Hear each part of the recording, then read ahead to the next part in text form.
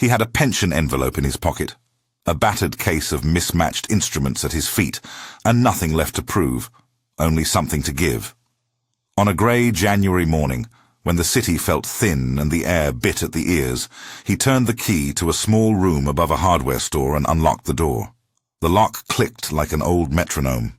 Inside, under a single strip light, a folding table leaned against a wall. A chipped coffee thermos steamed on the windowsill, and a stack of yellowing sheet music lay beneath a paperweight that had once been a child's toy. He set his case down and ran a hand across the top of the piano. The wood left a powder of dust on his palm. His fingers smelled faintly of cold metal and coffee. They called him retired. They called him invisible. Children across the neighborhood called him Mr. Thomas, a man who showed up when no one else did, who could coax a sound out of a broken ukulele and make it mean something. He taught music for free, week after week, because he could not bear the idea of another young person folding into silence where a life might have been louder. Over the seasons that followed, the lessons became more than lessons. They became a place where choices were noticed and where small kindnesses added up. Through free weekly lessons, mentorship, and simple door-to-door invitations, his program reached and positively impacted around 100 young people, helping many steer away from drugs and toward music, work, and community, according to program records and local reports. He did not do it for recognition. The first time the paper headline happened was years later.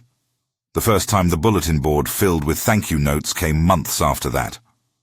For a long while, it was only him, a notebook with edges softened by constant handling and the ritual of setting out chairs and counting heads as they came in. He wrote names in that notebook the way some people write prayers. A long list of small possibilities. If this story is speaking to you, share it with someone who believes in quiet heroes.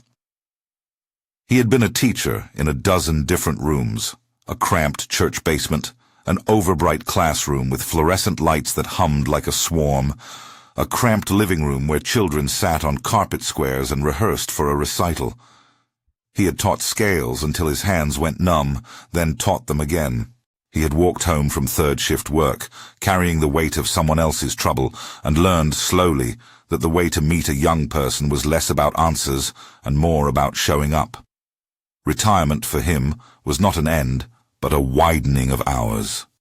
The pension paid for groceries. His hands paid for everything else.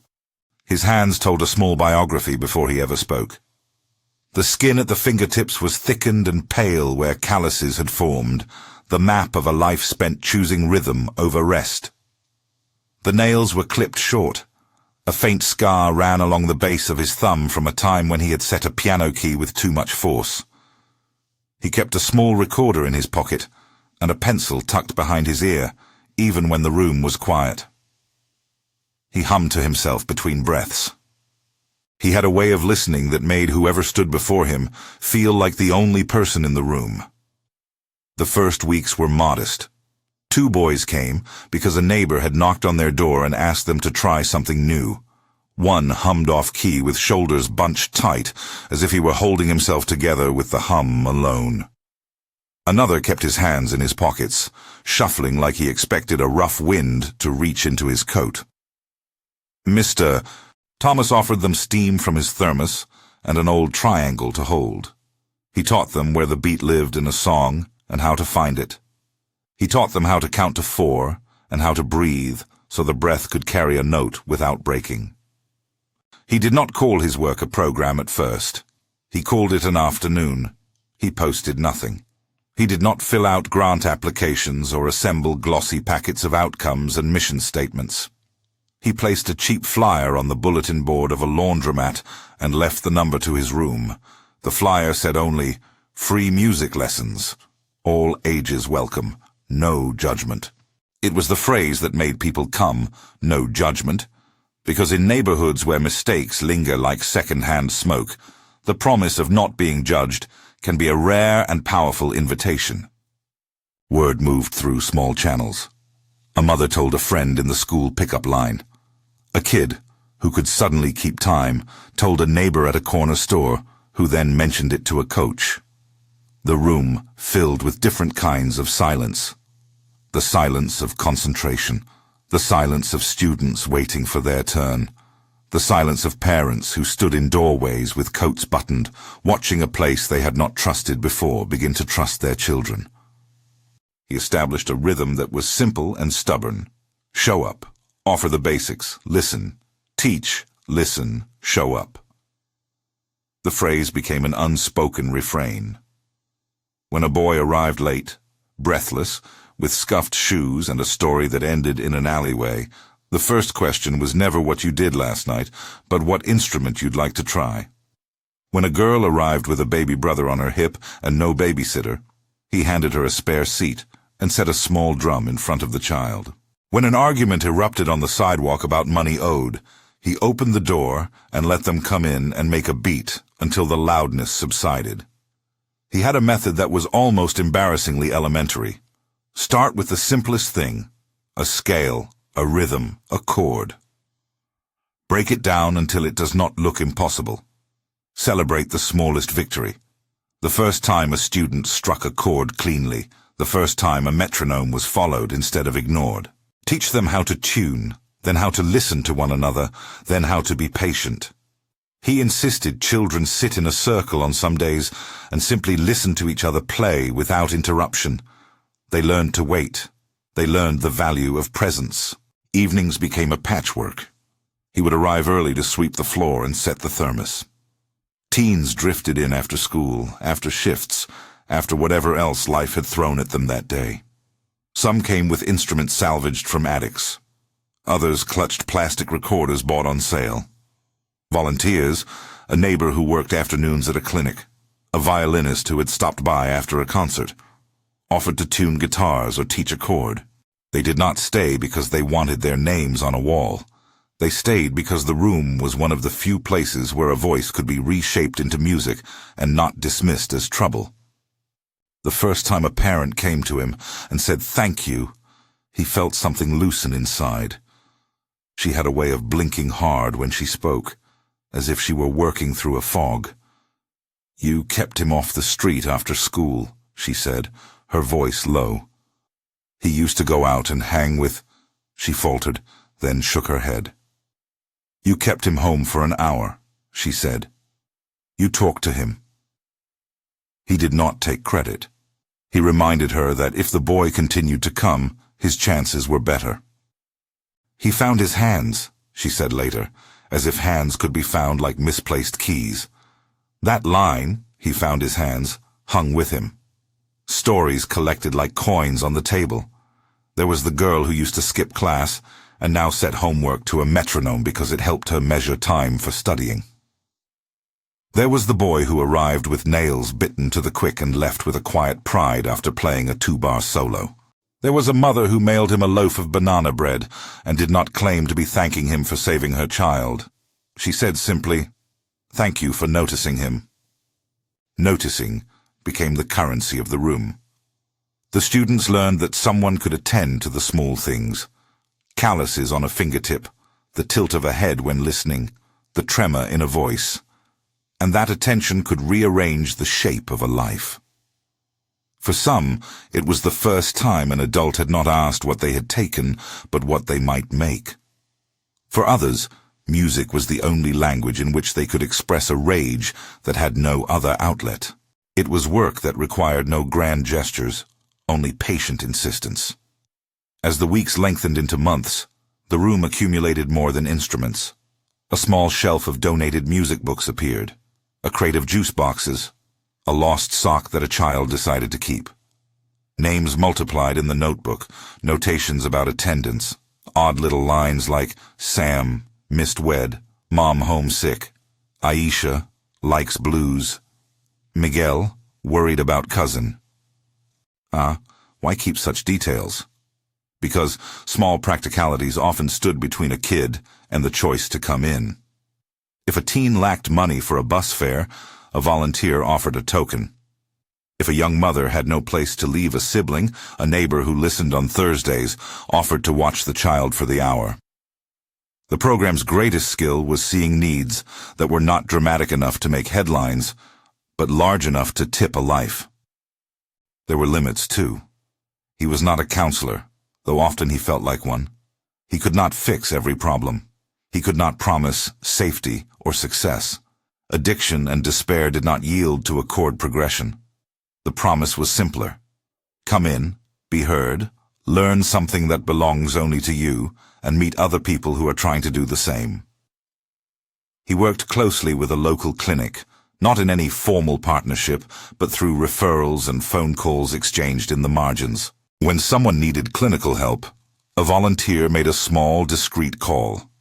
When a child needed food for the weekend, someone found a way to provide it.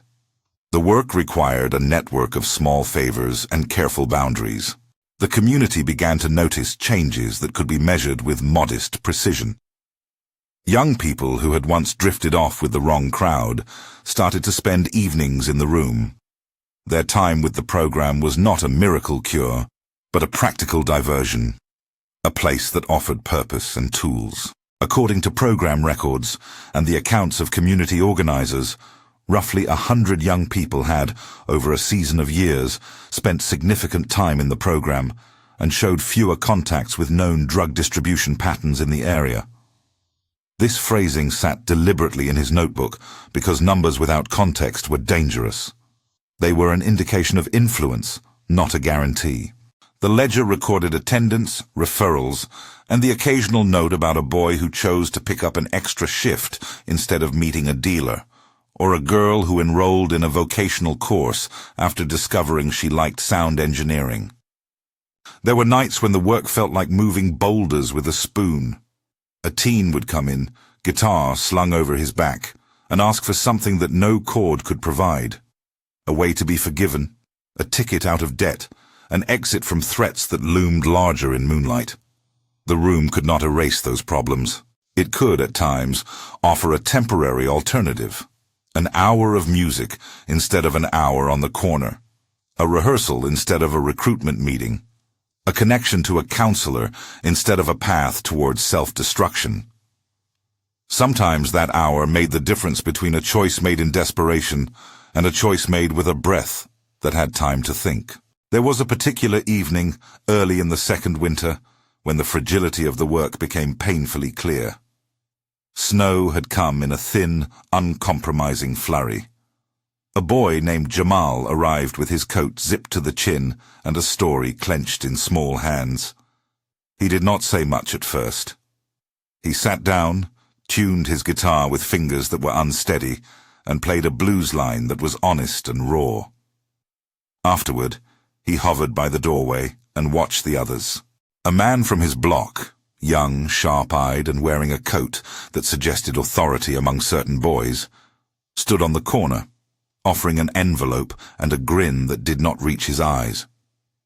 Jamal had been included in the wrong circle before. He had a cousin who slipped in and out of trouble, and an older brother who could not be persuaded to change. That envelope in the man's hand was a symbolic moment. Money as recruitment, attention as bait. Mr. Thomas had noticed the man before. He knew, in the way teachers know, how a look could make a child choose. He stepped toward the door, wrapped his scarf tighter, and walked outside into the snow. The man and Jamal stood a few feet apart. Snow blew in thin strips and settled on the other's shoulders. Mr. Thomas's voice was low and calm.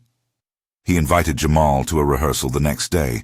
The invitation was not dramatic, only ordinary. "We have an empty chair at the back," he said. Jamal's fingers curled around the guitar neck like someone holding onto a thin rope. He looked at the envelope, then at the pavement, then at Mr. Thomas's hand, which he finally accepted. That small exchange did not feel, in the moment, like a triumph. It felt like a pause. It felt, perhaps most importantly, like an alternative. Jamal came in the next day. He showed up again and again. He learned to play a short progression and, with time, could hold a part in a group. A parent wrote a note months later. "You kept him from walking into something that would have taken him away." The note was a currency of deep gratitude because no one spoke of the envelope in public. It was a private rescue. The turning points were rarely clean. The room was full of messy negotiations. There were times when a student returned to the street and did not come back for weeks. There were times when a volunteer made a mistake and let an announcement slip that should have been kept quiet. There were nights when the coffee cooled untouched and the light hummed on and on. But every small return was hard-fought and dear. As attendance grew, the program had to adapt. It was no longer possible for one man to hold everything. Volunteers multiplied in the way that neighbors do when they see work that feels honest. A nurse offered to teach once a week on basic music health, string care and posture and breathing. A young woman with experience in stage lighting taught the teens how to set a simple stage for a community night. A retired accountant sat with a notebook and helped turn messy scrawls into a schedule that could be followed. The room became less like a solitary lantern and more like a hearth that warmed several houses at once. There were micro-rituals that sustained the space. On Saturdays they had open jam sessions, where parents and siblings could come and listen. Sometimes the local grocer brought pastries. Once a month they invited someone to speak about practical skills, how to apply for a job, how to draft a resume, how to save money for an instrument. The mixes were pragmatic. Music lessons sat next to life lessons. If someone needed help with bus fare, someone helped. If someone needed a reference for a job, a neighbor provided one. The program did not seek to replace professional services, but to connect people to them. Stories began to accumulate that sounded like small miracles, only if you were willing to call incremental change miraculous. A former student, now 20, came back with a printed schedule from a community college, applying to a certificate program in audio engineering. "If I hadn't come here, I'd be doing nights on the corner," he said.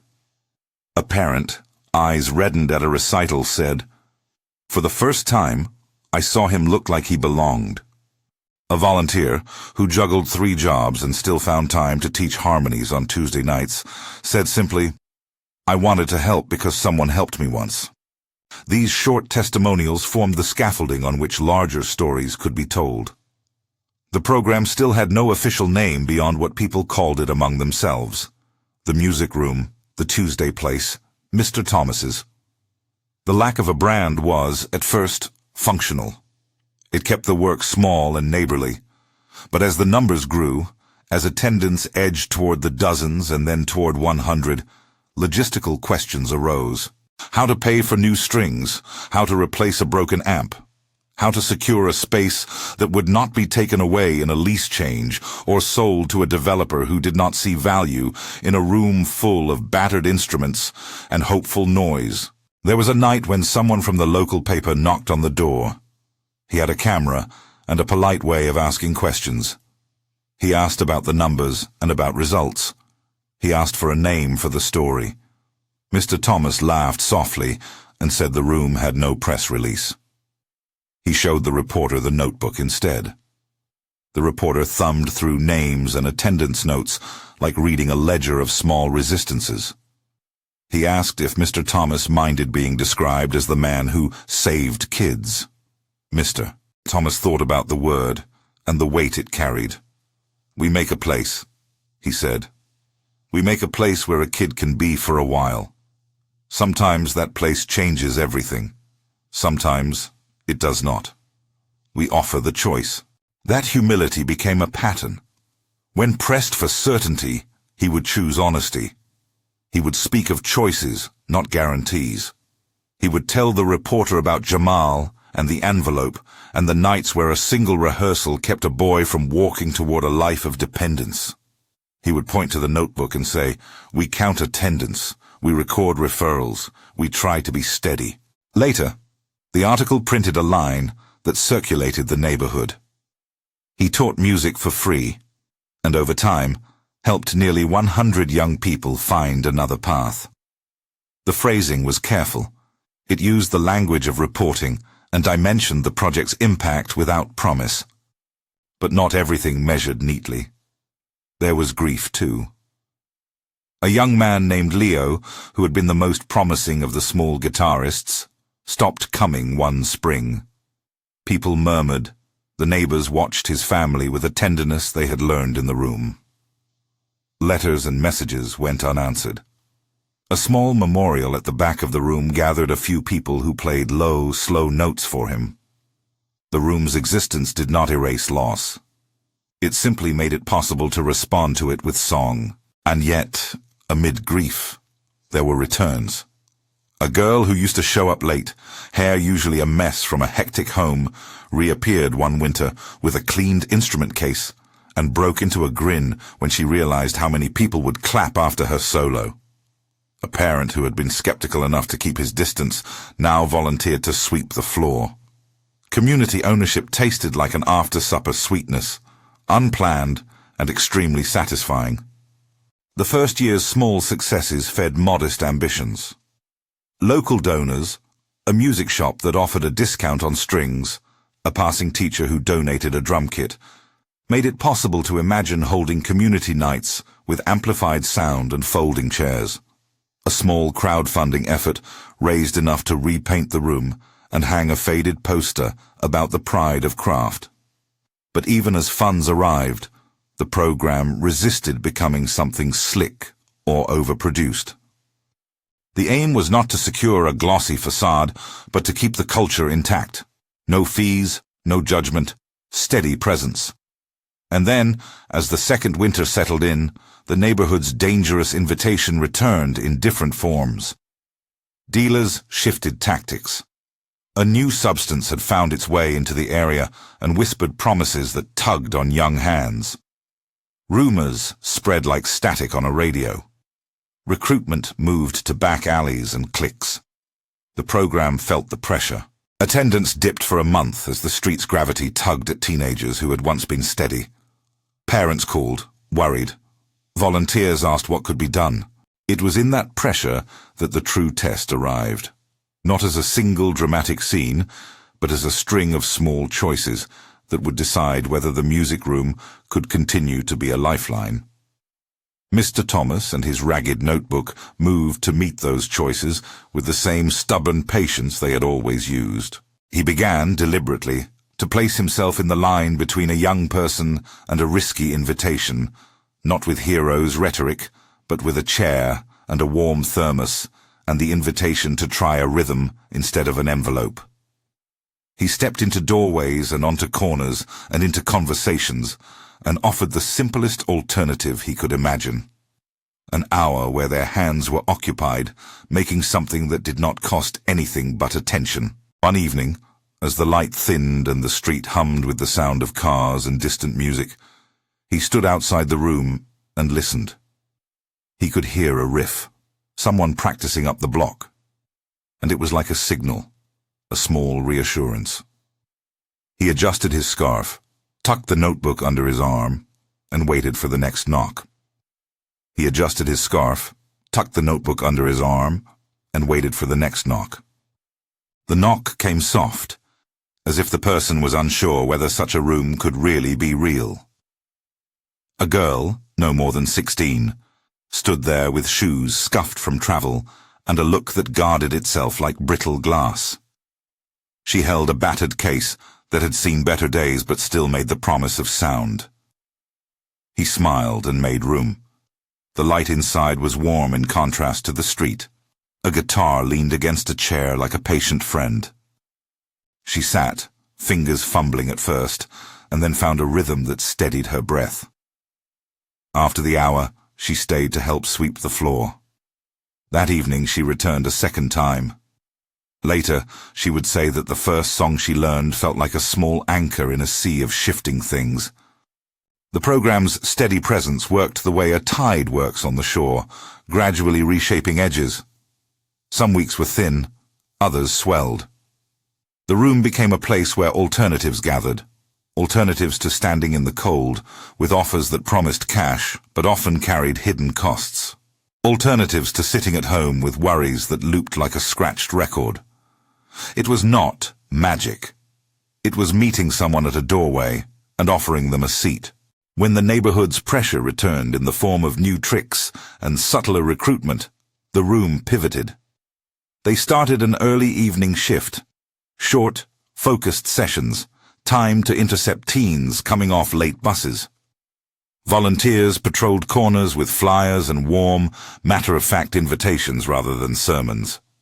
A retired bus driver, seeing boys stand too long under streetlights, began to hand them cards stamped with the room's hours. The card said only what the flyer had: free music lessons. All ages welcome. No judgment. One afternoon, a counselor from a nearby clinic leaned in the doorway and watched a small group practice harmonies. She had been seeing some of the neighborhood's young people in her office, anxious faces, parents unsure how to help, and she told the group quietly that when therapy felt like an impossible thing to start, music could sometimes be a gentle way in. She started bringing materials that explained coping skills in language teens could hear. The relationship was informal. There was no contract, no press release. There were, instead, phone calls exchanged at odd hours and referrals handled with discretion. When a family needed more than the room could offer, they had a neighbor to call and a warm hand to guide them toward professional help. The ledger in the notebook grew thicker. Each entry was short and plain: dates, attendance, notes about a broken string, the reason someone had missed a night. Those pages were a practical accounting of steady work. From time to time, the notebook's scrawl became evidence. Not of miracles, but of measurable alternatives taken. Nights spent in rehearsals instead of on a corner, referrals to training rather than recruitment, letters sent to potential employers. The program's organizers, neighbors who had once been participants, began to use those notes to answer questions from people who wanted to help. They could show that when a young person spent regular hours in the room, their odds of falling into immediate risky patterns dropped. The phrasing remained cautious and human: influence, not guarantee. As the program's visibility increased, small offers of help turned into modest funding. A local music shop provided discounted strings and repaired donated instruments for a fraction of what it would normally cost. A small grant from a neighborhood fund paid for a new sound system. People who came once as listeners started to bring trays of food and made packs of socks to hand out when winter pressed in. A crowdfunding page, set up by a volunteer who knew how to tell a story without turning it into spectacle, raised enough to secure the lease for an extra room on the ground floor of the building. That room became a storage and practice space, and eventually a place where a daytime drop-in could wait for an evening session. Growth forced changes with a blunt, practical edge. Routines had to be formalized just enough to keep them honest. Sign-in sheets, a modest code of conduct, a small committee to manage donations. They wrote a short privacy note. "We respect your story. We won't retell it without permission." Because trust had to be protected. Volunteers underwent basic training on boundaries and safety. The work remained neighborly, but it took on the skeleton of a program so it could support more people without collapsing under the weight of need. There were moments of friction. A landlord threatened higher rent one spring, eyes glossed with numbers that didn't include the room's quiet value. For a week, volunteers paced and worried. A former student, now working 2 part-time jobs, spent his entire day off canvassing donors and cataloging instruments. A woman who had once doubted the effort stood up in a community meeting and said, simply and firmly, "This room keeps our kids home one night at a time. That matters." The landlord looked at the room as if he had never seen the hum of youth inside it before, and eventually the rent was negotiated down in exchange for small repairs done by volunteers. It was an uneasy victory, more relief than triumph. As the months turned into years, a pattern of small, meaningful outcomes formed. A young man named Raphael, who had once been skittish at the edge of a crowd, now ran the soundboard at a community showcase. He had learned to knot cables and set a mic level in a way that made his hands steady. "I used to be looking for ways to make quick money," he told one listener at a rehearsal. "Now I find work that pays enough and doesn't ask me for everything I don't want to give." A mother came to teach a short class on budgeting because she had discovered that saving a little each month could eventually buy a better instrument. A boy who had been expelled from school for fighting came back in the evenings to learn drums. His teachers later noted fewer incidents of aggression and a new focus in class. Press came in increments. A neighborhood reporter filed a short feature that highlighted faces rather than numbers. A local radio host invited Mr. Thomas to speak, though he declined studio lights and instead asked the host to meet him in the room. "It's easier to hear the work when you're in it," he said, and the host described the smell of coffee and the hours stitched together like a quilt. The article that followed quoted program records and community organizers when it mentioned the reach of the effort. Over the course of a few seasons, roughly 100 young people had spent meaningful time in the program, and many showed fewer contacts with known distribution patterns and risky networks, the story said, according to those who had kept the ledger. The phrasing was careful. It credited the program while acknowledging its limits. That carefulness mattered because the work was measured in small choices. Sometimes a choice was as simple as showing up. Once, a boy named Marcus, whose family had been on the verge of moving away because of rent troubles, arrived one night carrying a cassette of songs he had recorded on a phone. He had no plan, only a collection of melodies he had cobbled together between shifts. The room's volunteers helped him edit a short demo and connected him with a neighbor who knew someone at a local studio. Months later, Marcus had a part-time job doing basic recording work and a renewed reason to stay in the neighborhood. He told the room, voice low and earnest, "You let me be present in something. I didn't know how to be present before." In that line, "Let me be present," was the undercurrent of what the program had become. For all the small wins, the program's most public moment came unexpectedly. A community awards night, humble, held in a school gym with folding chairs and fluorescent light, announced a modest recognition of neighbors who make a difference. Mr. Thomas had not expected to be mentioned. He came anyway, wearing a jacket that had seen better winters and carrying a thermos out of habit. When his name was read, the gym filled with a polite, swelling applause that left him as embarrassed as it was pleased. He rose, shuffled to the stage, and accepted a framed note from a city official who called the work a quiet network of care.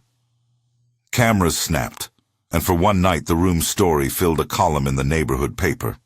That visibility carried consequences. Donations increased, but so did expectations. The program navigated the tension between accepting help and maintaining its culture of dignity. A grant came with a stipulation to provide formal hours and monthly reports. The volunteers learned to translate the notebook's shorthand into neat spreadsheets that could be shared with funders without losing the human texture of names and small notes. They hired a part-time coordinator, someone who knew both the ledger and how to answer a phone when a parent called late with a plea. The coordinator had once been a participant. She had the credibility that formal roles sometimes lack. The program also began to help convene other neighborhood efforts. A nighttime shuttle service was piloted in partnership with a small nonprofit that coordinated rides for teens who had late shifts or rehearsals. A community college offered a free intro course in audio engineering one summer for participants who wanted to try post-secondary training. These partnerships were pragmatic, created by neighbors who had built trust and by organizations that were careful about where they invested their limited resources. The result was incremental, but real. A network that could redirect energy, skills, and attention. At the hub's modest opening, the room had become a larger space, with a wall painted the blue of a calm sea. Donations had paid for a row of chairs, a used PA, and a small plaque near the entrance that read simply, "A place to play, a place to be." The ceremony was quiet, attended by people who had watched the work from its beginning, parents who had once stood in doorways, teachers who sent kids, volunteers with hands still raw from restringing guitars. A counselor who had been there in the room's early months spoke about the difference of a daily ritual.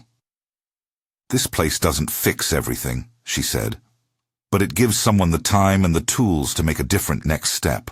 When an official stood to offer a short commendation, he spoke of civic responsibility rather than personal glory. "This work shows the power of neighbors who refuse to let their kids be invisible," he said. He spoke of a pilot program the city would test that would explore funding for arts-based prevention initiatives, small-scale, data-informed, and attentive to dignity. The language was deliberately cautious. It promised support that would need to be evaluated and adjusted. "Mr." Thomas listened from a folding chair near the back, hands clasped around his thermos. He accepted a handshake from someone in a suit and then stepped aside, as if to let others take the center. That phrasing, pilot, evaluate, adjust, mattered. The program had insisted on measured language because it knew the difference between a temporary spotlight and sustainable change. The city's attention did yield practical support, a small matched grant to help cover utilities for the hub, and a commitment to explore a broader arts prevention pilot in partnership with neighborhood groups. The process would be slow, piecemeal, and likely bureaucratic in ways that tested patience.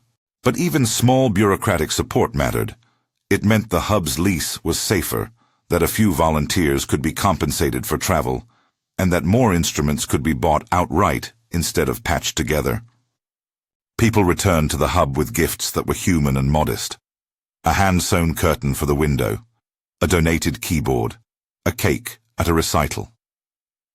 One winter evening, a group of teenagers staged the first formal showcase in the new space. Parents filled the chairs, a few neighbors dropped by. The sound trembled at first, then found shape. When the last chord faded, the applause was honest, a round sound that affirmed the work in a way money could not. Mr. Thomas took no bows. He walked from the back of the room to the front and stood quietly as kids and parents moved through the space, exchanging laughter and small, earnest compliments. Over the years, the ledger's numbers were compiled into a summary that volunteers shared when asked. The summary was plain and careful. Through free weekly lessons, mentorship, and referrals to resources, the program reached and positively impacted around 100 young people, helping many steer away from drug involvement and toward music, work, and community, according to program records and community organizers. That line appeared in grant applications and newspaper pieces, always framed with the same humility that had guided the work. The number indicated people reached, not souls saved. Influence, not guarantees. Not everyone was transformed into a success story. The work contained sorrow and messy endings. The memory of Leo, the promising guitarist who had stopped coming one spring, never left the room. They held a small memorial and played his favorite chord progression, Beneath a Soft Light. They learned to carry grief in a way that made room for gratitude, for the nights he had played with them, for the way he had taught others a riff. The existence of the hub did not eradicate tragedy. It made space to honor loss. And there were returns that were the opposite of tragedy, small, stubborn returns. A boy who had been absent for months came back with 2 children in tow and announced he had completed a trucking course and was now saving for his own home. A former participant who had once been the most nervous of drummers now organized the schedule and taught a weekly class on rhythm. He taught other teens how to count, how to set a metronome, how to trust the group to hold a part. He said simply, "I remember what it felt like to be the quiet one. Now, I want to be the reason someone else stays." 3 short testimonies stitched into neighborhood lore became part of the hub's fabric. A mother named Lena stepped to the mic at an informal evening and said, "When my son started coming here, he stopped disappearing after school. He learned to make things instead of taking them. He learned that his hands could craft something honest. For me, that was everything." Her voice did not judge. It simply recorded a change. A young man, Omar, who had once thrown his lot with quick money schemes, stood at another night and said, "I used to think I had to take whatever came first. Here I learned skills that let me take time. I found work that doesn't ask more of me than I can give. Sound gigs, small shows. I didn't get saved overnight. I was offered another option. I took it." A volunteer named Ruth, who balanced 2 jobs and still found time to tune guitars on Thursdays, put her hands on a well-worn case and said, "I come because someone helped me when I was starting out. I know what it's like to get one lifeline. I don't know how to fix everything, but I can keep an hour open and a pair of hands ready." These voices were short and lived in the room between chords, but they traveled outward, lending texture to the ledger and the reports. The hub's impact was not an abstract metric, but a collection of small narratives that together made a case for care. The program's board, small, made up of neighbors and former participants, pursued modest institutional stability. They created a basic volunteer handbook, set up a safety policy, and opened a small discretionary fund for bus fares and warm socks. They planned for contingencies: what to do when a landlord tried to sell the building, how to manage a sudden influx of donations, how to protect the privacy of young people whose stories were tempting copy for anyone looking for a human interest piece. They insisted that no photograph of a participant be used without explicit consent. They also started an alumni circle of former students who would return to teach or help with logistics. The governance was simple, driven by trust and repair rather than bureaucracy. One summer, a modest research group from a nearby university approached them. The researchers asked if they could study attendance patterns and correlations with school involvement and neighborhood incidents. The group promised confidentiality and a stripped-down report that would not name individuals. Mr. Thomas and the volunteers consented cautiously, hoping that data, handled well, could help secure more stable funding that respected the program's character. The resulting report did not claim causation. It suggested associations. Participants who attended more regularly showed better school attendance and fewer reported street contacts in the short term. The study was careful in its caveats, but its existence gave the neighborhood another kind of credibility when they asked for municipal support. That municipal support arrived in fits and starts. A city liaison visited the hub to observe a rehearsal and later proposed a pilot initiative that would fund several neighborhood arts programs for a year with regular evaluation. The pilot was not a salvation. It required quarterly reports and the adoption of basic accounting practices. Volunteers learned to reconcile receipts and to write short narratives summarizing impact. The city offered modest funding to help keep the hub's doors open for another season. More importantly, the pilot affirmed a civic willingness to consider arts-based prevention as part of a broader strategy for youth support. The hub's leaders remained skeptical and grateful in equal measure. Grateful for the help, cautious about the strings. As the hub settled into its new rhythm, a small plaque was installed on the wall near the entrance. It read, in a modest serif font, "In gratitude to neighbors who showed up." The plaque was not intended for fame, but to mark a place where a community had chosen to do something difficult and unglamorous, to offer time and skill without asking for more than gratitude in return. On the day of the unveiling, people brought pies and trays of cookies as if to say the work was ordinary and worth ordinary kindnesses. At the ceremony, a young woman named Aisha, who had once been known for skipping school, stood at the microphone and addressed the room. "I used to think I didn't belong anywhere," she said. "Here, people listened to a song I wrote and didn't laugh. They told me to keep practicing. I kept practicing. Then someone told me about a class at the community college, and I signed up. It didn't fix all of it, but it gave me a place to start." She walked off the stage to a round of applause, returned to a life that had more options than before. With time, some former students moved into roles of support. One of them, now in his mid-20s and working as an apprentice electrician, returned on Saturdays to help tune drums and to teach a workshop on the discipline of practice. a lesson he learned in full when he realized that steady work on small things led to better outcomes. "Discipline is not punishment," he told a circle of teens. "It's the way you show up for yourself." Mr. Thomas, in the midst of these changes, remained the quiet center. He aged visibly, hair whiter, steps a bit slower, but his voice retained the careful cadence that made people listen. He declined many offers for interviews and larger platforms, preferring to stay in the hub where a young person could see him tie a guitar string or fix a drum pedal. When the city officer who had once shaken his hand stopped by, Mr. Thomas poured a cup of coffee and listened to a story about a council meeting that had gone long into the night. He nodded and said simply, "Do what you can where you are." That line became a refrain among volunteers. The program continued to face hard moments. A sudden spike in substance availability nearby caused attendance to dip again, and they mourned the return of some young people to old environments. They learned to accept that influence has limits, that a room cannot hold back every hard tide. When a young person relapsed, the volunteers did not treat it as failure. They treated it as part of a complicated life and tried to meet the person where they were. The ethos of no judgment mattered most in those hours. Yet even amid setbacks, ripples appeared. A local teacher reported fewer early dismissals for students who were participants. A small employer said he would hire a few more teens after a showcase where they had seen the young people's focus and punctuality.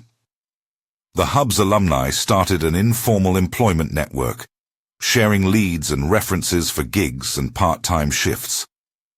The accumulation of small connections, one job here, one class there, created an ecology of options that made a difference. Years after that gray January morning, when a folding table had been the room's only furniture, the Hub had a small calendar of recurring offerings: beginner guitar, rhythm workshop, a Saturday recording lab, a parent night. They had an informal mentor program where older participants paired with younger ones. They had a practice of making sure someone checked in when a regular missed 2 sessions in a row. The detail work, names scratched into notebooks, a bus token slipped into a pocket, continued. The Hub's story circulated beyond the neighborhood as one example among many of how local arts-based efforts could divert young people from risky paths.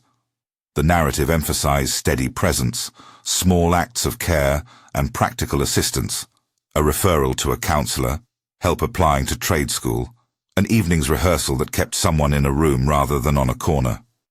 The language used by reporters and officials reflected the program's own carefulness. The Hub offered alternatives that had helped many young people avoid deeper involvement with drugs and participate more in community life. When asked about the number, about 100 young people, the volunteers and Mr. Thomas repeated the same framing. "Our records show that roughly 100 young people participated enough to be meaningfully impacted," they would say. That impact included time in the Hub instead of on the street, connections to services, and, in many cases, steps toward work or study. These are correlations and changes observed over time, not promises of outcome. The phrasing was precise because precision prevented overclaiming. In quieter moments, Mr. Thomas would sit at the back of the room, watching a young person tune and thinking about the long arc of small things. He kept the notebook near his chair, pages filled with names and tiny notes. Sam, applied to trade school. Naima, needs baby formula Thurs. Carlos, soundboard training. He would touch the margin where he had once written, in a hurried hand, the refrain: "Teach, listen, show up." It was not an instruction so much as an ethic. One evening, a few years after the Hub had become a permanence in neighborhood life, a small celebration marked a milestone. Former participants had come with their children and new resumes. Volunteers who had given years of nights displayed calloused hands like medals. A local official read a short statement that included the program's measured claim about those roughly 100 young people. Cameras turned, but the room remained the same kind of messy and human place it had always been. A young boy stepped up with a tambourine and played with a focus that made the room hush. Someone started a chant, quiet and friendly, echoing the program's refrain. The sentiment in the room did not require amplification. When the event ended, people lingered. A former student who had once been quiet and doubtful now announced he had been hired by a small venue for sound work. He hugged Mr. Thomas with something close to trembling gratitude. The retired man, who had taken to calling himself a neighbor rather than a hero, patted the young man's shoulder and said, with his usual economy, "Keep showing up." In the quiet afterward, Mr. Thomas packed up a small case of instruments and turned the key on the hub. Outside, the streetlights pooled yellow on the pavement. He walked home with his thermos and notebook, thinking of the names inside it like a small constellation. The ledger could be read in many ways, as a record of struggles, as a map of interventions, as evidence of a community that chose to do the patient work of noticing. For him, the most important entry was the ones that spoke of choices, nights chosen instead of streets chosen, songs learned instead of offers accepted. People sometimes asked him how someone could start something like that. He would tilt his head and answer in a way that made his philosophy plain. "Start with what you have," he would say. "A chair, a thermos, your hands, a way to listen, and keep showing up." It was the same counsel he offered to anyone who would listen. Small, replicable, stubbornly practical. The hub's presence continued to shape the neighborhood in ways both small and structural. It did not rewrite systems overnight, nor did it claim to. It offered a model. Neighbors organizing to create space, practical assistance distributed in human ways, a bridge between formal services and everyday life. It illustrated how arts and care could converge to provide alternatives, options that made different choices possible. On a late afternoon, a young woman who had once been a student returned as a volunteer. She arrived with teaching charts and a quiet confidence. She had been to a community college course, worked a few gigs, and now wanted to give time to the place that had given her a start.